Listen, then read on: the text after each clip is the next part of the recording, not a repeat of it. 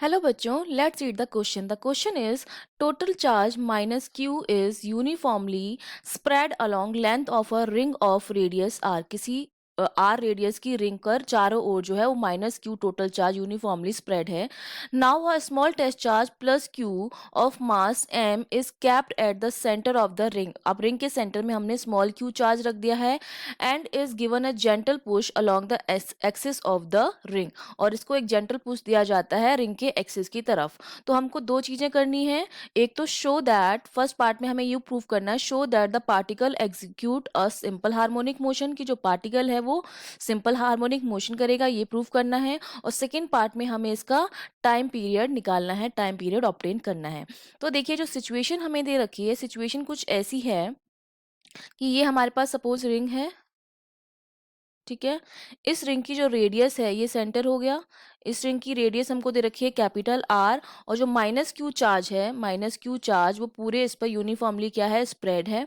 ये हमने स्प्रेड कर दिया. ठीक है, पूरी उस पर रिंग पे स्प्रेड है माइनस क्यू चार्ज इस तरह से. ये जो है वो एक्सिस है रिंग की. ठीक है, इसकी हमने डिस्टेंस क्या मान ली, ये एक्स है. ठीक है, और ये वाली डिस्टेंस हमने मान ली, ये जो डिस्टेंस आएगी वो हमने क्या मान ली, आर मान ली है. ठीक है, ये आर हो गई आपके पास. और ये तो रेडियस है ही आर. और यहाँ पर सेंटर है और सेंटर पे एक टेस्ट चार्ज क्यू और रखा हुआ है. ठीक है, अब हमने क्या किया है, चार्ज क्यू जो है उसको डिस्प्लेस किया है अलोंग द एक्सिस. ठीक है, जब हम इसको डिस्प्लेस करेंगे, व्हेन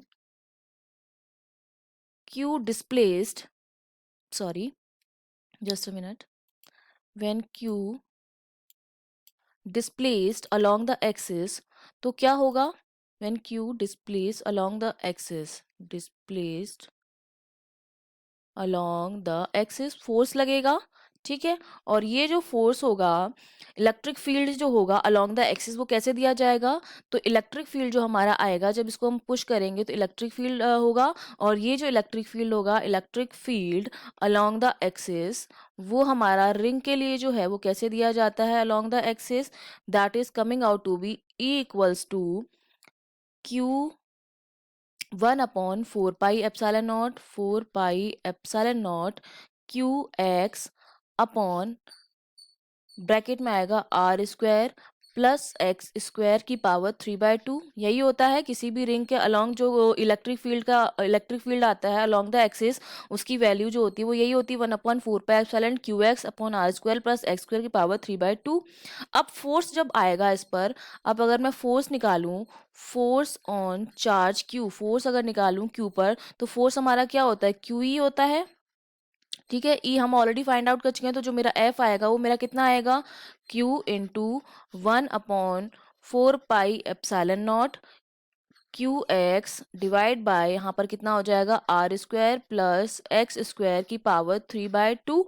ठीक है, अब जो आर की वैल्यू है वो एक्स से क्या है, काफी काफी कम है. तो हम क्या कर सकते हैं, इसको हम एक्स को क्या कर सकते हैं, नेग्लेक्ट कर सकते हैं.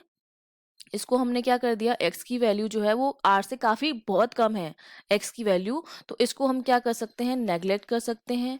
नेग्लेक्ट करेंगे मतलब इसको हमने क्या कर दिया, इग्नोर कर दिया. इसको जब हम इग्नोर करेंगे तो अब जो फोर्स की वैल्यू आएगी उसको मैं क्या लिख सकती हूँ, इस फोर्स को मैं लिख सकती हूँ F इक्वल्स टू, अब मेरे पास जो फोर्स आएगा that can be written as F equals to 1/4 pi epsilon not.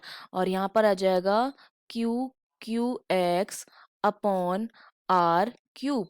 पीछे हमने क्यू लिखा था एक्स्ट्रा, हाँ ये लिखा हुआ है. ठीक है, समझ में आ गया. इसको एक्स स्क्वायर को इग्नोर कर दिया तो आर की पावर क्यूब हो जाएगी. अब देखिए ये सारी वैल्यू तो क्या है, कांस्टेंट है. तो यहाँ से हमारे पास क्या आ रहा है, मेरा जो फोर्स आ रहा है वो प्रोपोर्शनल टू आ रहा है एक्स के, और एक्स हमारा क्या था, डिस्प्लेसमेंट था.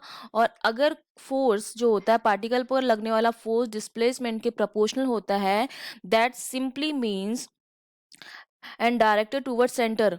ठीक है, directed towards centre, directed towards centre, तो इसका मतलब हमारा जो पार्टिकल है उसका मोशन कैसा होगा, सिंपल हार्मोनिक मोशन होगा। तो पहले पार्ट में हमको यही प्रूफ करना था, तो वो हमने शो कर दिया है। अब सेकेंड पार्ट में हमको कैलकुलेट करना है।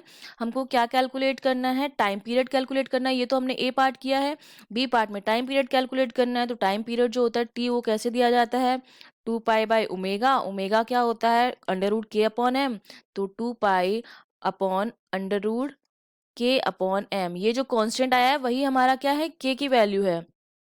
तो ये मेरे पास क्या आ जाएगा, 2 pi under root m upon k. तो यहाँ पर सिर्फ क्या करना है, के की वैल्यू पुट करनी है। जब आप इसमें के की वैल्यू पुट करेंगे तो ये वैल्यू मेरे पास जो आएगी वो आएगी 2 pi under root m upon k की वैल्यू कितनी है, 1/4 pi epsilon not q q upon R cube.